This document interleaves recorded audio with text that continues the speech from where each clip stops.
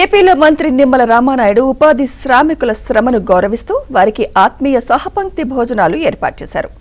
గ్రామాలలో కాలువలు, చెరువులు, రహదారులు బాగు చేస్తూ శ్రమిస్తున్న కార్మికులకు ఆట విడుపుగా ప్రత్యేక కార్యక్రమం నిర్వహించారు.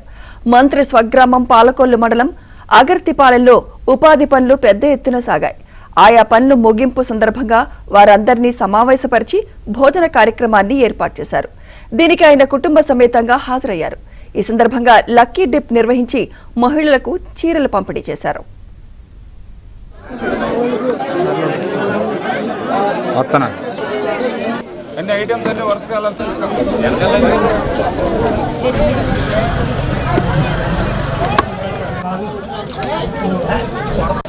మజ్జిగే కాదు, గ్రామాల్లో సరదాగా ఉపాధి హామీ శ్రామికులు కాబట్టి భోజనాలు కూడా పెడితే అందరిలోనూ ఒక ఐక్యత ఉంటుంది, యూనిటీ ఉంటుంది. అందరూ ఒకసారి కలిసిమెలిసి రోజంతా పనిచేసిన వాళ్ళు ఆనందంగా సంతోషంగా ఉంటారు అని చెప్పి పిలిపించాం. అందులో భాగంగానే గ్రామాల్లో కూడా మా నాయకులు అందరూ కూడా కలిసి ఈ భోజనాలు ఏర్పాట్లు కూడా చూస్తూ ఉన్నారు.